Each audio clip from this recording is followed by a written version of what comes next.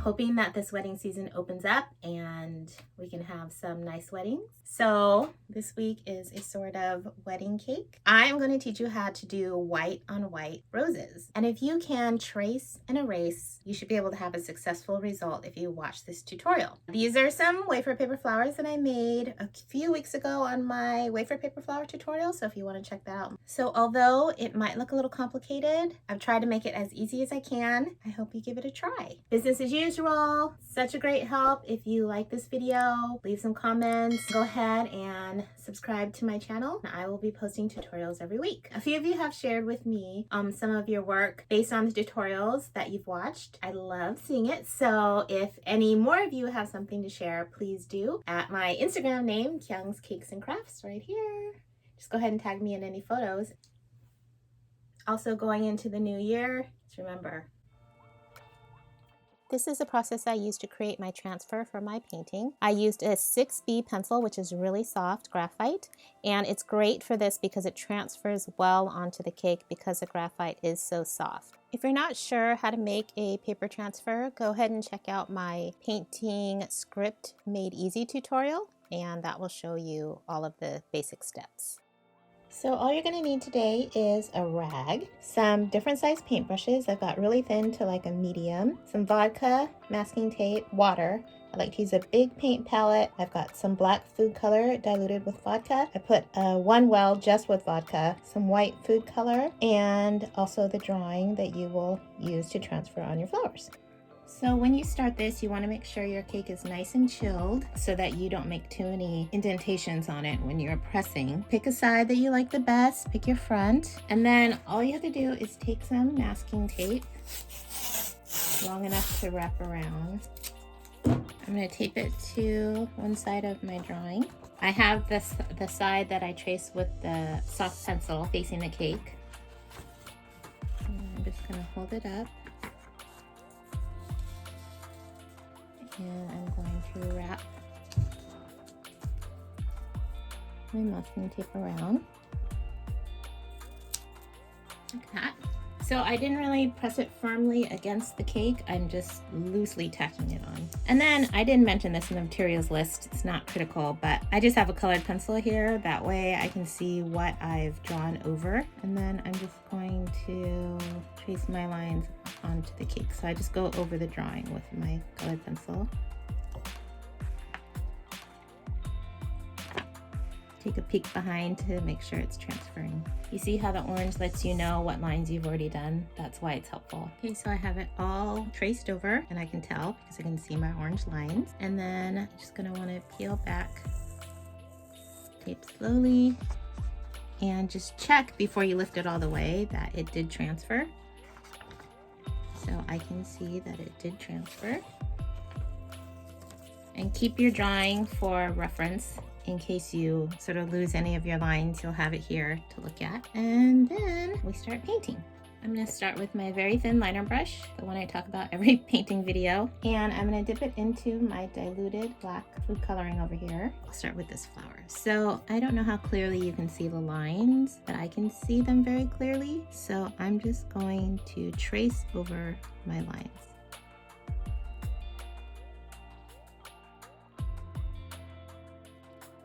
I'm going for a monochromatic look with this painting. It's just gonna all be sort of this gray and white.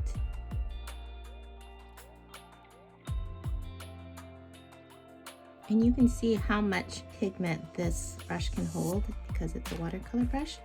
I barely ever have to dip back into my palette.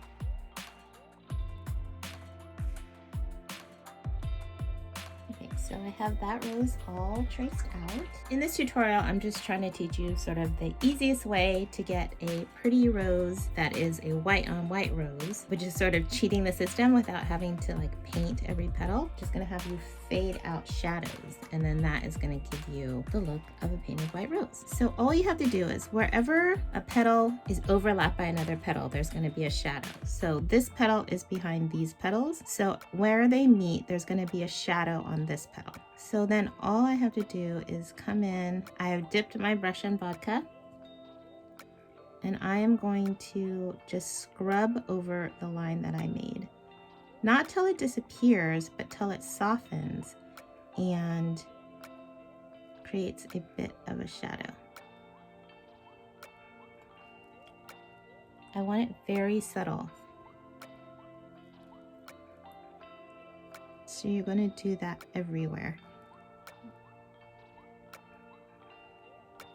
You don't want to come in with a really dark saturated black. I mean, unless that's the style you're going for, but if you're just trying to paint a sort of white on white rose, you're just going to want to create these soft grays in here.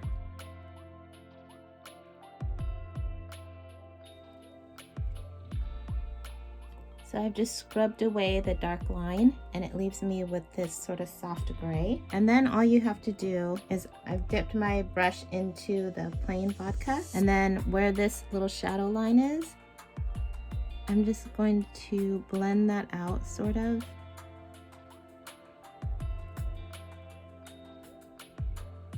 Sort of filling the rest of the petal with just plain vodka. You don't bring that gray up into the outside line. You want it to be white in this area. So I'm going to go through and I'm going to do that to all the petals. So this big petal here is behind these two little petals. So I'm going to create a shadow there by just scrubbing out the little line, softening it into a shadow.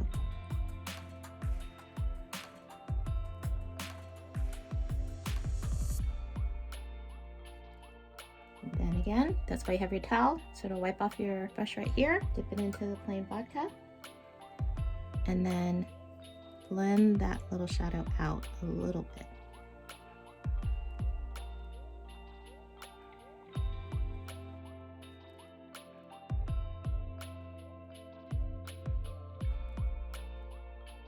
I like to do sometimes little swirly brush movements. Because see how that's like a harsh line of a shadow? That's not what we want. So I've dipped my brush in the clear vodka and I'm gonna go into that area, but I'm gonna sort of do little circle motions to soften the transition. So it's basically like just creating gradients.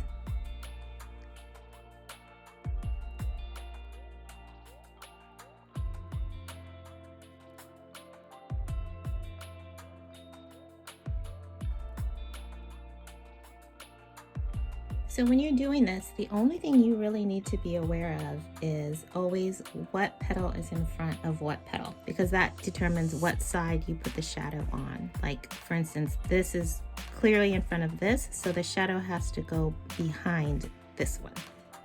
If you put the shadow on this side of the line, it's going to look like this should be behind this petal. So you just have to determine which side of the line you're going to blend the shadow out on.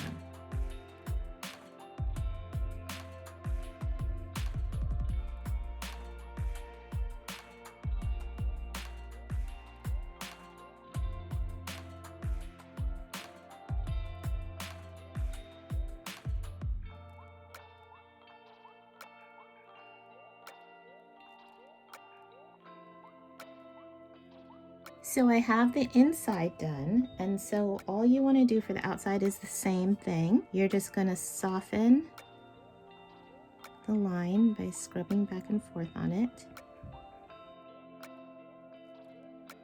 And then go ahead and wipe your brush off, dip it back into the clear vodka, and then I just do a circular motion and I blend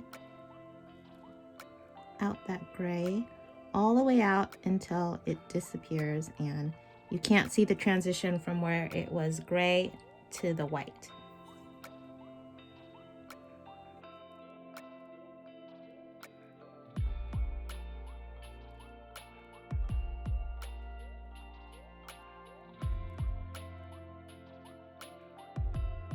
Keeping in mind of your pencil transfer over here, when you're blending this out, you don't want to erase those lines, so just be aware of those. Don't go right over those. And I'm actually going to wait to totally blend this area out after I get this rose in.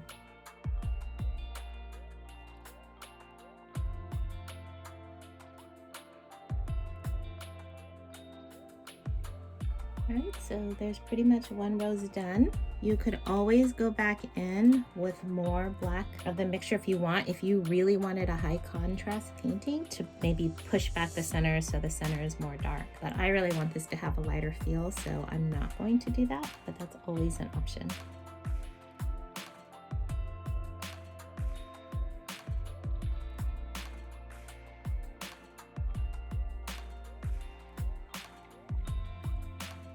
This is the stem, so it's a little bit darker than the petals. So I'm actually making that part a light gray.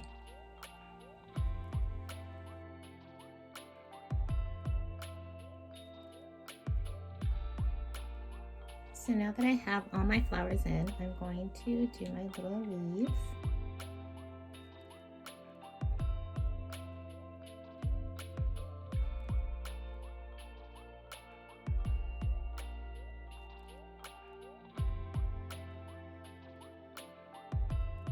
For these, I think I'm just going to paint them a really light gray.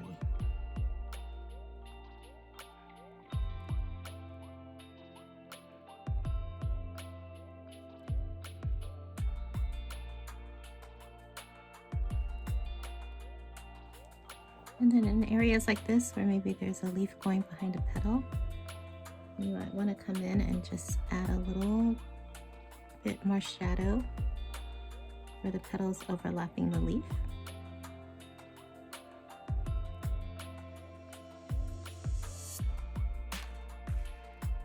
And then after you get your leaves in, anywhere where they go behind the flower, I'm just going to soften that a little bit. Just so it's not such a hard stopping line when it hits the flower. And if some of the areas you feel are too dark, like stems got too dark or something, come back in with your brush that has just a little vodka in it and just sort of scrub it away like you did the lines on the roses, since I don't want anything in this painting to be harsh.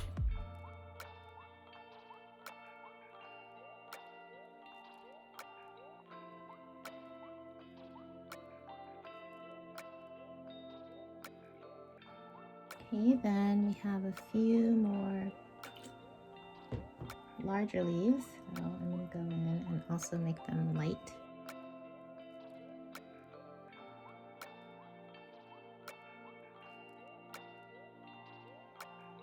I'm going to lighten this one a little bit. So I'm just dipping my brush in just plain vodka and lifting some of the color.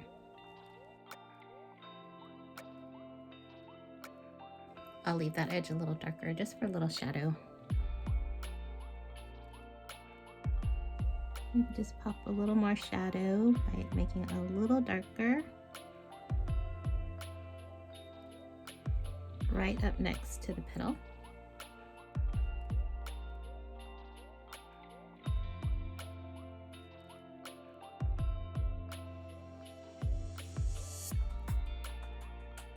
And I want these bigger leaves to have some veining, but I don't want to go in with a darker color. So I'm going to actually subtract the veining. So I've dipped this brush in my vodka.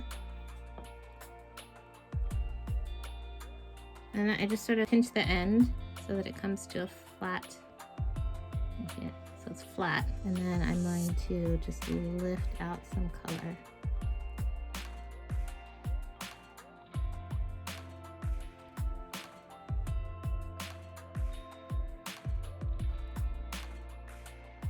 Just take my biggest brush and I'm going to dip it into just the clear vodka, and I'm just gonna really swirl out these gray edges just to make sure there's a soft transition into the white. And then if at the end you don't like that there's any difference between maybe there's like a shine or a sheen where you've used the vodka, you just come in and you just steam the whole cake with one of those little handheld steamers for your clothes. After you steam it, your cake will look wet. You don't want to just hold it in one place for a long time. You're just quickly going over it like this. Your cake will look wet all over, but it doesn't stay wet. It dries, but it just evens out the sheen. If you want, you can stop and just leave it alone, but I'm going to show you that you can also come in with just a little bit of white coloring and just drag your brush through it. You don't want it really wet. And then just brush on some white.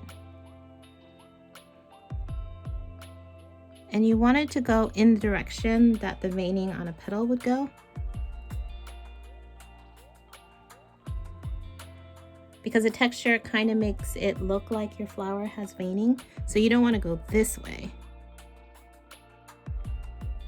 The color contrasts a little with the white fondant since the white fondant isn't bright white.